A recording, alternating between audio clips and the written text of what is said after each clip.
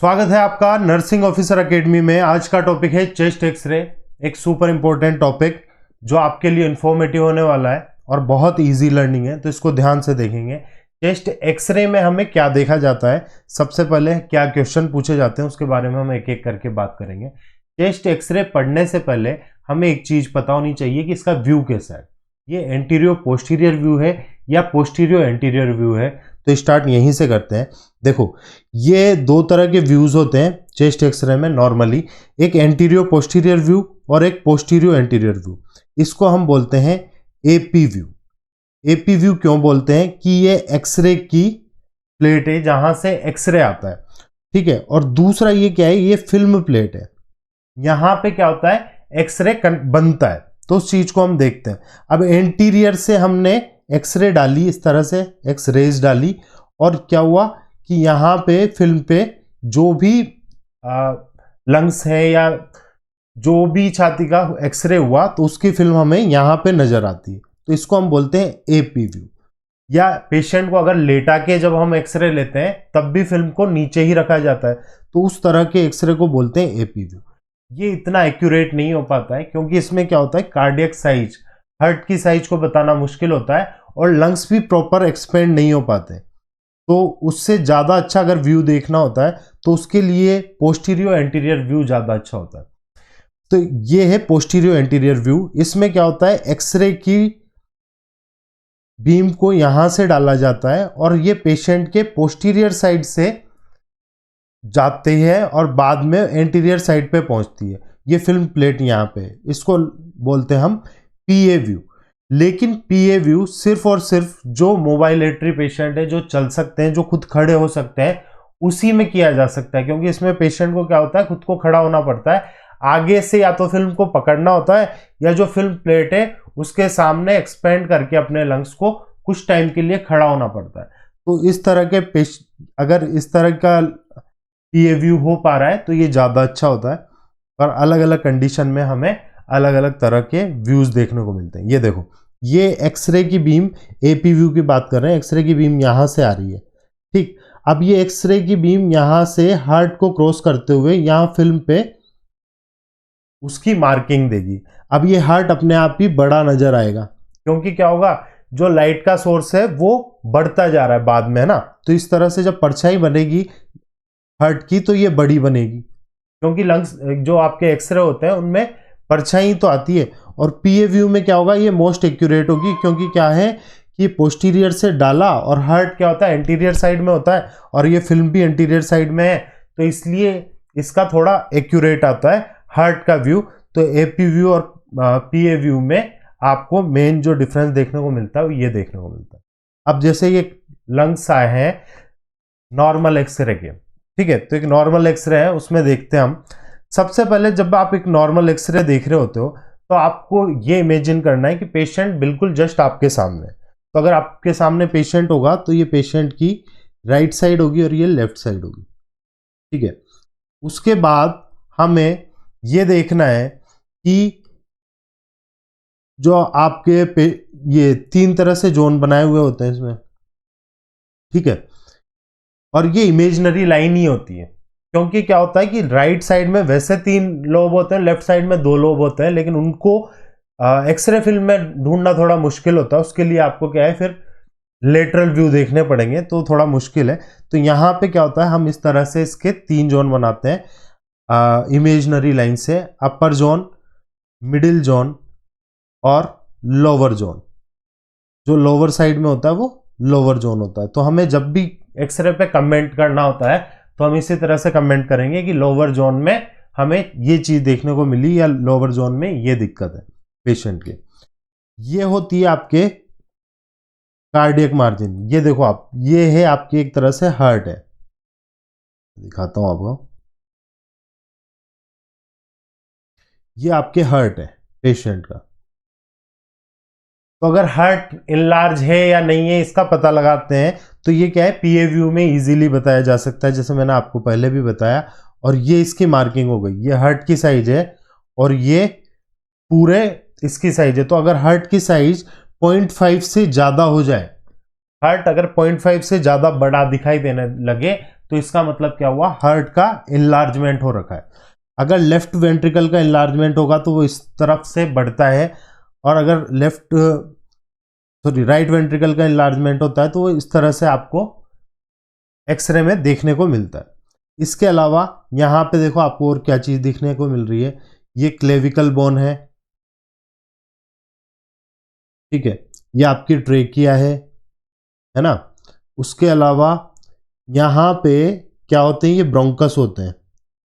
यहाँ ये right side का प्राइमरी ब्रोंकस और ये लेफ्ट साइड का प्राइमरी ब्रोंकस, तो इस तरह से इनकी होते हैं। राइट साइड का जो प्राइमरी ब्रोंकस होता है ये ट्रेकिया से, ये मानो कि थोड़ा बिल्कुल सीधा होता है, मतलब इसीलिए क्या होता है कि जब भी कोई सिक्रेशन जाते हैं बच्चे में या किसी बड़े पेशेंट में भी, तो राइट साइड में जाने के चांसेस ज्यादा होते हैं, क्योंकि जो राइट साइड का प्राइमरी ब्रोंकाई है वो थोड़ा सीधा ज्यादा होता है लेफ्ट की तुलना में, इसलिए सिक्रेशन सबसे पहले यहां आपको देखने को मिलते हैं, ठीक है। ये इसके आपके वर्टिब्रल्स बोन्स हैं।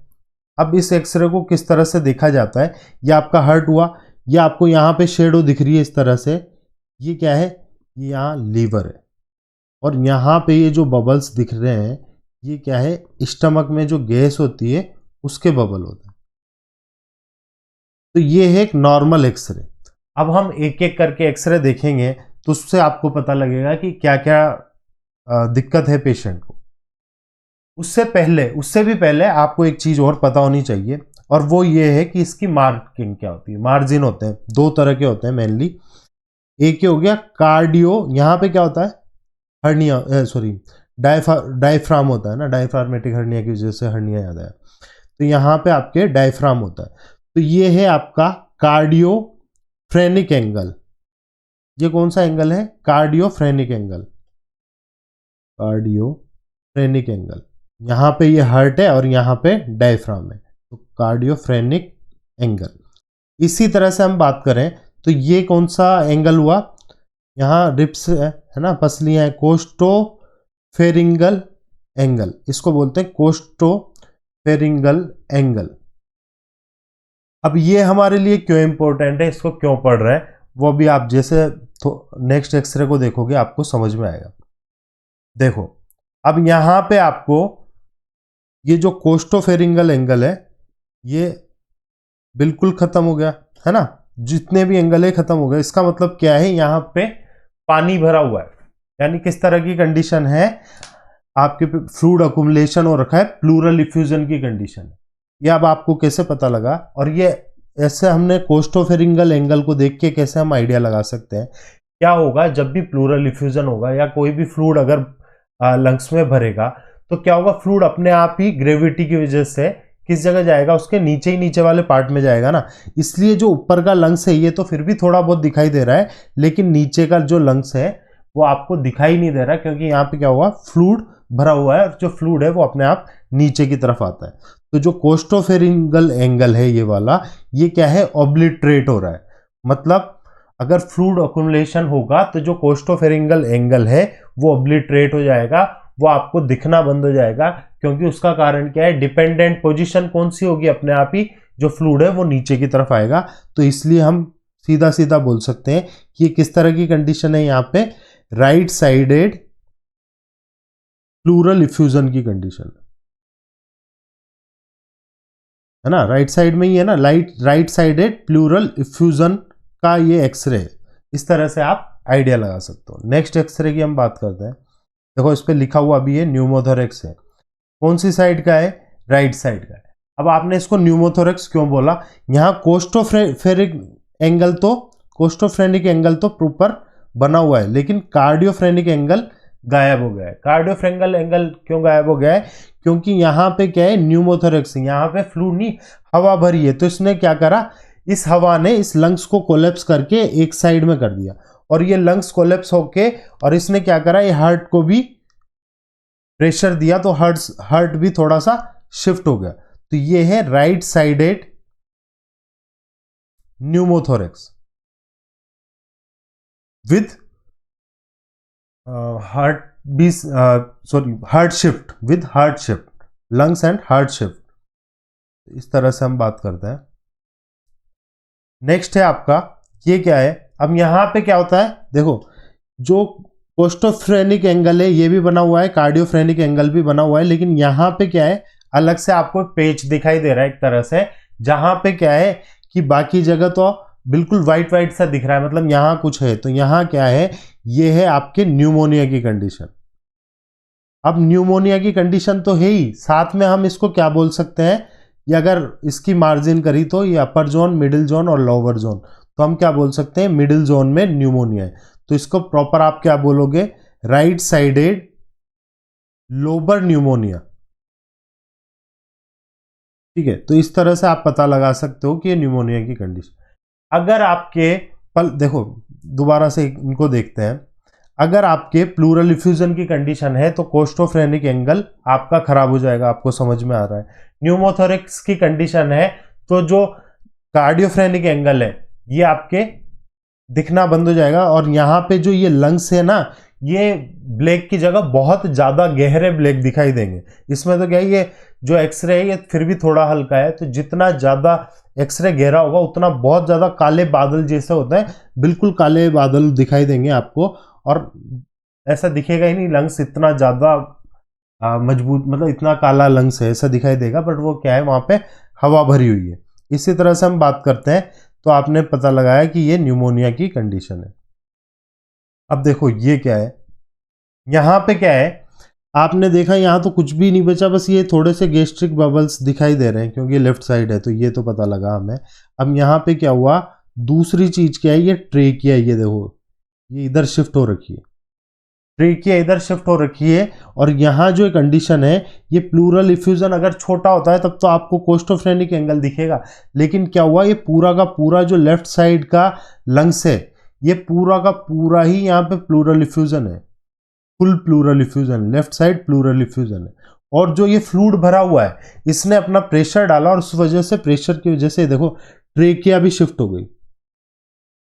तो इससे हमें पता लग रहा है कि ये क्या है, प्लूरल इफ्यूजन की कंडीशन है ना, क्योंकि ट्रेकिया शिफ्ट हो गई, इससे आप आइडिया लगा सकते हो। नेक्स्ट एक्सरे भी थोड़ा इसी तरह का दिखाई दे रहा है। यहां पे क्या है, राइट साइड में है। अब ये प्लूरल इफ्यूजन है या और कुछ है, देखते हैं हम। ये क्या है, ये प्लूरल इफ्यूजन इसलिए नहीं है क्योंकि ये है right sided lung collapse, right sided lungs collapse. अब मैं बताऊंगा क्यों।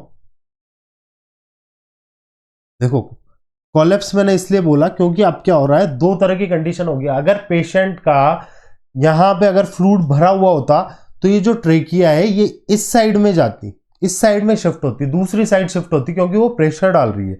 लेकिन यहां पे क्या है, प्लूरल इफ्यूजन की कंडीशन नहीं है, बल्कि क्यों हम इसलिए कह सकते हैं क्योंकि ट्रेकिया क्या है, इसी साइड में शिफ्ट हो रही है। तो यहां क्या है, लंग्स कोलेप्स हुआ है, तो वो क्या कर रहा है, उसके साथ में उसने ट्रेकिया को भी खींचा, तो इसलिए हमने आइडिया लगा लिया कि ये राइट साइडेड लंग्स कोलेप्स का एक्सरे है। नेक्स्ट हम बात करते हैं, ये किस चीज का एक्सरे है। देखो यहां पे आपने देखा ट्रेकिया ठीक है, कोस्टोफ्रेनिक और कार्डियोफ्रेनिक एंगल भी ठीक है, लेकिन यहां कुछ आपको ये वाइट वाइट से पेचेस दिखाई दे रहे हैं, है ना। तो अगर यहां पे दिखा दे रहे हैं हमें, ये वाले तो हैं हाइलर लिम्फ नोड, ये क्या है, लिम्फ नोड जो सूजे हुए हैं, इस वजह से आपको दिखाई दे रहे हैं। और यहाँ क्या है, ये छोटी केविटी बनी हुई है। तो ये ज्यादातर हमें कब देखने को मिलता है, ये देखने को मिलता है हमें ट्यूबरक्लोसिस कंडीशन में। ट्यूबरक्लोसिस का एक्सरे है ये पेशेंट का, ठीक है। टीबी का एक्सरे में आप देखते हैं ये दो चीजें देखी जाती है, एक तो ये लिम्फ नोड देखे जाते हैं और एक ये केविटीज देखी जाती है। देखो आप इस तरह से, अगर इस एक्सरे की हम बात कर रहे हैं तो यहां पे आपको क्या देखने को मिल रहा है, ये यहां पे वाइट वाइट पेचेज है ना दोनों साइड में, और बाकी ठीक है। तो यहां पे सिर्फ क्या है, हाइलर लिम्फ नोड, या यूं कह दो कि लिम्फ नोड जो है वो सूजे हुए हैं, और ये किसकी निशानी है, टीबी की। और सेकंड, यहां पे लिम्फ नोड में तो स्वेलिंग है ही, और साथ में क्या हो रहा है, यहाँ पे छोटी छोटी ये देखो वाइट वाइट पेचेस बने हुए हैं, तो इसको हम बोलते हैं केविटी। तो एक केविटी भी बनी हुई है, तो ये प्रॉपर किसका एक्सरे है, ट्यूबरक्लोसिस का एक्सरे आप बता सकते हो। इसी तरह से आप बात करोगे ये किस चीज का एक्सरे है, तो यहाँ पे आपको न तो यहाँ कोई लिम्फ नोड में स्वेलिंग है, ट्रेकिया भी ठीक है, कोस्टोफ्रेनिक एंगल, कार्डियोफ्रेनिक एंगल भी ठीक है, ये थोड़ा अजीब सा कुछ है। तो ये हो सकता है कि ये लंग्स कैंसर है या कोई ऐसी चीज है जो अलग से है। तो इसको हम पता लगाने के लिए इसकी आगे सीटी स्कैन करेंगे, ठीक, तो उससे हम आइडिया लगा सकते हैं, एमआरआई करेंगे, या फिर उसके लिए हम और आगे फर्दर इन्वेस्टिगेशन करेंगे जिससे हमें पता लगेगा कि ये लंग्स कैंसर है या नहीं है। लेकिन अगर चेस्ट एक्सरे में हमें देख के ऐसा लग रहा है कि ये लंग्स कैंसर है, यहाँ कुछ है अलग जो नहीं होना चाहिए, तो ये प्रॉपर लंग्स कैंसर की तरफ से जा रहा है। बाकी इसकी जब हम फर्दर इन्वेस्टिगेशन करेंगे तो आपको पता लगेगा कि ये वास्तव में लंग्स कैंसर ही है या नहीं। धन्यवाद। मिलते हैं नए वीडियो में अंकुश जैन के साथ। धन्यवाद।